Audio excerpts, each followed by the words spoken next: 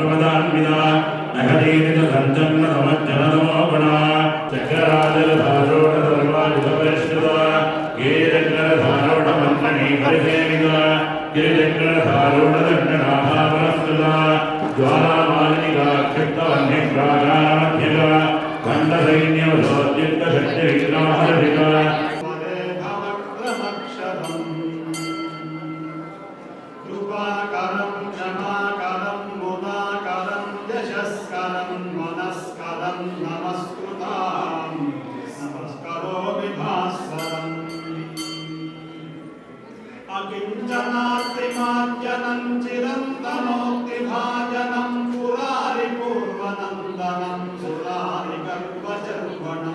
సూర్యుడితో శుక్రుడు కలిస్తే శుక్రమౌఢ్యం అంటారు. ఆ సమయంలో శుభముహూర్తాలు చేయరు. అది జ్యేష్ఠ శుద్ధ చతుర్దశి అంటే 9/6/2025 నుండి 9/7/2025 వరకు గురుమౌఢ్యం, 26/11/2025 నుండి 17/2/2026 వరకు శుక్రమౌఢ్యం. క్రోధి అన్నాం. క్రోధి అంటే ఏమిటి? కోపం. గడచిన సంవత్సరం నిన్నటిదాకా జనులందరూ కాదు, ప్రజా నాయకులు కూడా, దేశములు రాష్ట్రములు అన్నీ కూడా అతలాకుతలం అవుతూ ఉన్నాయి, మనం చూస్తున్నాం. దాన్నే క్రోధి అంటారు. అది కూడా విశేషం. కాలభైరవ అష్టకం చదువుకోండి, మంచి ఫలితాలు ఉంటాయి. ఇక మిథున రాశి వారికి ఫలితాలు, వీళ్ళకి వివాహాలు శుభకార్యాలు నెరవేరేటువంటి సంవత్సరం ఈ సంవత్సరం. వీరికి అనూహ్యమైనటువంటి విజయాలు సిద్ధిస్తాయి, అలాగే ఖర్చులు పెరుగుతాయి. వీళ్ళకి ఏదైతే పెండింగ్లో ఉన్నటువంటి శుభకార్యాలు ఏవైతే ఉన్నాయో మిథున రాశి వారికి ఈ సంవత్సరం నెరవేరడానికి ఎక్కువ అవకాశాలు ఉన్నాయి. మీకు ఇంకా శుభం కలగాలంటే ధర్మస్వరూపుడైనటువంటి శ్రీరామ రక్షాస్తోత్రం, రామరక్షాస్తోత్రం మీ అందరికీ తెలుసు. రామరక్షాస్తోత్రం కానీ రాముడికి సంబంధించిన ఏ స్తోత్రం మీరు చదువుకున్నా మంచి ఫలితాలు కలుగుతాయి.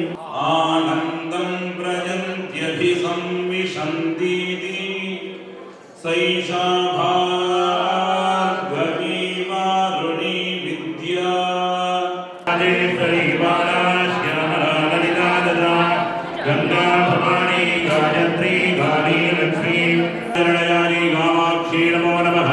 శరణారవిందయోః విశేషతః కుంకుమార్చన.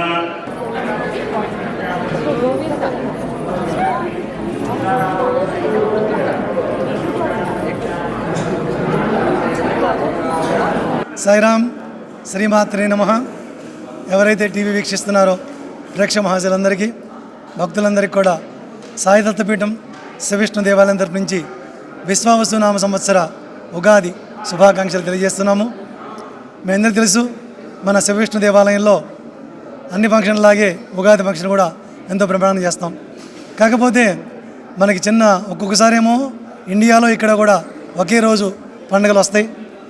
అలా వస్తే ఇబ్బంది ఉండదు. కానీ కొన్ని సమయాల్లో ఇప్పుడు ఉగాది ఉంది, 29th ఈరోజు మనకు ఉగాది, కానీ ఇండియాలో 30వ తారీఖు ఉగాది. హ్యాడ్ టు ఫాలో, తిథుల ప్రకారం ఫాలో అవ్వాలి. అలాగే మన మహాశివరాత్రి కూడా మనకు ఒక రోజు మహాశివరాత్రి కలిసి వచ్చింది, అది చాలా విశేషమైంది మనకి. రేపు రామనవమి కూడా మనకి April 5 ఉంది, ఇండియాలో April 6 చేస్తున్నారు. ఇలా కొన్ని ఫంక్షన్లు ఇలా ఒకరోజు తేడాతో వస్తుంటాయి. ఏ వచ్చినా మనం 2 రోజులు చేస్తుంటాం, ఎందుకంటే శాస్త్ర ప్రకారం ఇక్కడ ఏదో చేస్తూ మళ్ళీ రేపు కూడా చాలామంది జనాలు వస్తారు, రేపు కూడా అన్ని పూజలు చేస్తుంటాం. ఇకపోతే మన సాయి దత్తపీఠంలో నవరాత్రులు, అమ్మవారి నవరాత్రులు 4 నవరాత్రులు చేస్తాం. దేవి శరణ్ నవరాత్రులు, రాజశ్యామల నవరాత్రులు, వారాహి నవరాత్రులు, దాంతోపాటు వసంత నవరాత్రులు. ఈ రామనవమి ఫంక్షన్ మనం ఎప్పటి నుంచి చేస్తున్నాం, కానీ వసంత నవరాత్రులు అనేవి లాస్ట్ ఇయర్ స్టార్ట్ చేసాం. ఈ ఇయర్ అమ్మవారి పూజతో పాటు ఈ ఇయర్ ఫస్ట్ టైం నవవారిని పూజ కూడా చేస్తున్నాం. మార్చి 29th నుంచి April 6 వరకు ఈ ఫంక్షన్ జరుగుతూనే ఉంటుంది. ఈ రోజున 29th ఉదయం శనివారం వచ్చింది. ఉగాది రోజు అనుకోకుండా మనకి గ్రహణం కూడా వచ్చింది. ఆ గ్రహణం రావడం వల్ల కొద్దిగా ఆలస్యంగా కార్యక్రమాలన్నీ జరుగుతున్నాయి. ఉదయం 6 to 7 గ్రహణ సమయం. అది అయిన తర్వాత మన అర్చక స్వాములందరూ స్నానాలు చేసి తర్పణాలు చేసుకొని వచ్చి 7:30 కల్లా దేవాలయానికి వచ్చి పుణ్యావాచనం చేసి శుద్ధి చేసుకున్నారు. 7:45కి బాబా హారతి ప్రారంభించాము. ఇక వరుసగా అందరి దేవుళ్ళకి అభిషేకాలు చేసుకుంటూ 8:30కి మన వెంకటేశ్వర స్వామి వారికి సుప్రభాత సేవ, 9 o'clockకి బాబాకి నవగ్రహాలకి అభిషేకం, అలాగే 10 o'clockకి సర్వదేవత అర్చనలు జరిగినాయి. అలాగే 10:30కి మనకి ఈ రోజు నుంచి వాల్మీకి రామాయణం కూడా ప్రారంభం చేశాం. మన సంస్కృత సోదరులు మహాదేవ శర్మ గారు, శ్రీనివాస శర్మ గారు వాల్మీకి రామాయణ పారాయణ చేస్తారు, అది ప్రారంభించారు. అలాగే 9:45కి బాలాజీ అభిషేకం చేసుకున్నాము. 10:45కి స్పెషల్గా శనీశ్వర భగవానికి తైలాభిషేకం ఏర్పాటు చేశాం. ఎందుకంటే మీ అందరికీ తెలుసు, ఈ రోజున శని పేయార్చి అంటారు. అంటే ప్రతి 2.5 yearsకి ఒకసారి శని ఒక రాశిలో నుంచి ఒక రాశిలో మారుతూ ఉంటారు. ఈ రోజున కుంభరాశిలో నుంచి మీన రాశిలోకి శని భగవాన్ వచ్చాడు. ఆ సందర్భంగా ఎంతోమంది మా భక్తులు కిటకిటలాడిపోయారు. పొద్దున అందరూ వచ్చి ఆ తైలాభిషేకంలో పాల్గొన్నారు. అందరినీ కూర్చోబెట్టి అభిషేకం చేశాం. అభిషేకం అర్చన అంతా అయిపోయిన తర్వాత మరలా అర్చన చేసుకొని బాలాజీ సామూహిక అర్చన చేసుకొని బాబా హారతి ఇచ్చుకున్నాం. కంటిన్యూ అర్చనలు జరుగుతున్నాయని భక్తులు చేసుకుంటున్నారు. అలాగే ఈరోజు మధ్యాహ్నం 3 o'clockకి మన అర్చక స్వాములు రామాచారి గారు సుందరాకాండ పారాయణం కూడా చేశారు. ఇలా 9 రోజులు ఆయన సుందరాకాండ పారాయణం కూడా చేస్తారు. అలాగే ఈవినింగ్ 5:30 కల్లా మన సుదర్శన గురూజీ గారు వచ్చి నవవారణ పూజ ప్రారంభించారు. 5:30 ప్రారంభించారు, ఇంకా జరుగుతూనే ఉంది. ఆల్మోస్ట్ ప్రతిరోజు కూడా 4 to 4.5 hours నవవారణ పూజ జరుగుతుంటుంది.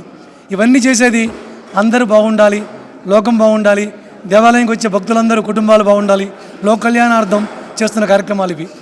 అలాగే ఈవినింగ్ 6 PM లలితామ్మవారి పూజ, కుంకుమార్చన, లలితా సహస్రనామ పారాయణ చేసుకున్నాం.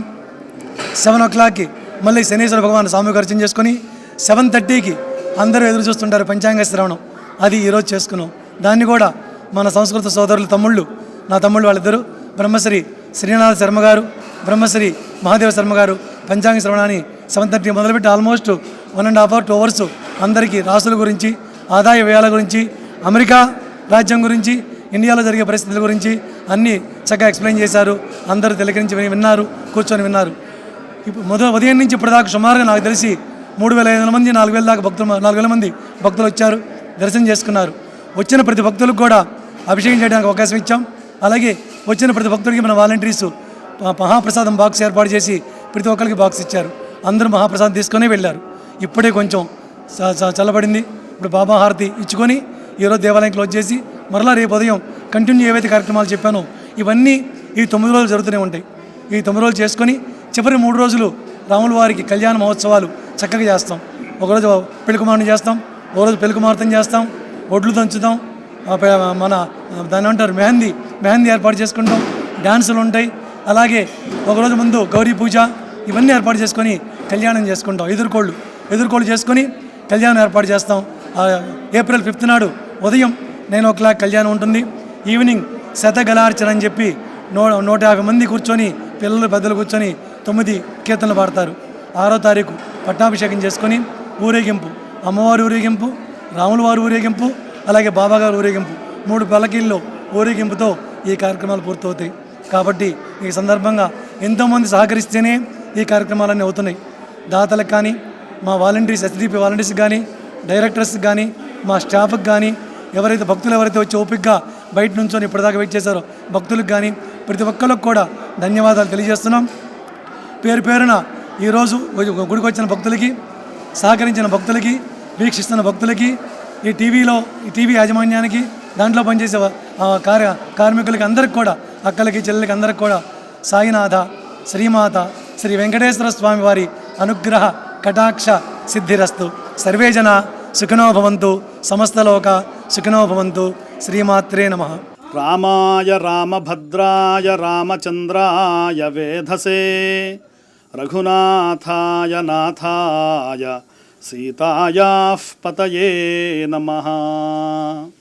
తెలుగువారందరికీ స్వస్తిశ్రీ చాంద్రమాన శ్రీ విశ్వావసునామ సంవత్సర ప్రత్యేక శుభాకాంక్షలు. ఈ విశ్వావసునామ సంవత్సరంలో అనేకమైనటువంటి ఫలాలను మనం చూడబోతూ ఉన్నాం. విశ్వావసు అంటే ప్రపంచానికి ధనాన్ని ప్రసాదించేటువంటి సంవత్సరం.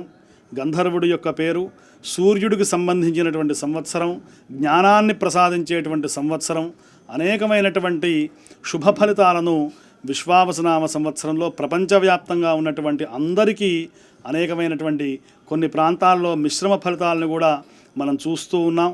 ఈ 9 గ్రహాలలో మనకు ప్రధానంగా అమెరికాలో శని ఈ సంవత్సరం రాజు కావడం, సూర్యుడు మంత్రి కావడం, ఇట్లా అనేకమైనటువంటి గ్రహనాయకుల్లో ఉపనాయకుల్లో అనేకమైనటువంటి ఫలాలు ఉన్నాయి. కాబట్టి అందరూ కూడా పంటలు చక్కగా పండి సుఖ సంతోషాలతో ఉంటారు.